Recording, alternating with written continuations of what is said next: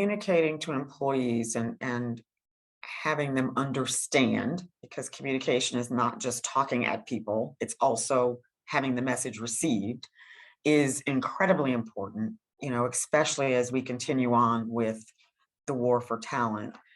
You know, Again, if you look at studies, about half the people don't understand their benefits, and about 80% of the people never read any communications about their benefits. So, how do we combat that? What we've tried to do is, first of all, don't leave it to the benefits/HR practitioners. Get people who message for a living, i.e., marketing, internal communications involved to make everything sound good, understandable, look pretty, and catches your eye.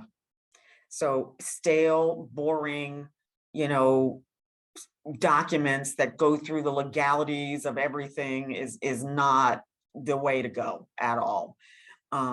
Death by PowerPoint is also not the way to go. It's small bits of pieces of information that are in nice infographics in bite-sized pieces that the employees can digest is the way we've chosen to go and had some success with it. We also try multiple channels.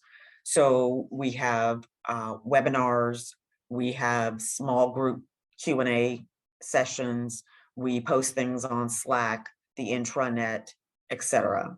We also try to not have communication all be at one time of the year during open enrollment. So I know open enrollment works differently in different geographies, and some geographies don't even have an open enrollment, but we try to go throughout the year to say, here are the things, have you thought about using this benefit?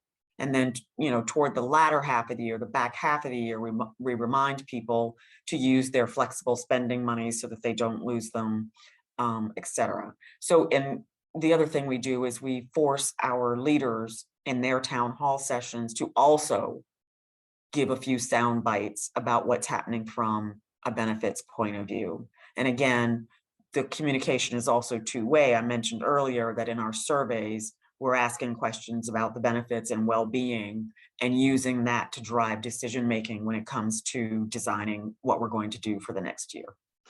You bring to mind, Crystal, a couple of practical things for us. We do a lot of the omni-channel communication. One thing that it's old school, but it works, is total reward statements. We issue them every year and remind people about the value of what they've received. And every year people are like, oh my God, I didn't realize that was worth so much. I didn't realize I had that. It seems to work, right? People, I think, like to take stock of where they are. So they see how much, money they got, but also what the benefits were. And we include things like, in our major cities, like parking costs. They're like, I didn't realize that I got a $4,000 benefit on parking this year, right? Like it's meaningful. But I know we're talking about virtual health here, but it includes, all our healthcare as well.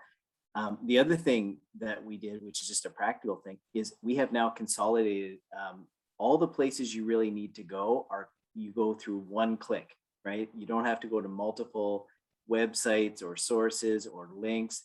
So one example is we combine all of our health and dental and wellness benefit landing page with our pension page. So I talked about earlier well-being being physical, mental, social, financial.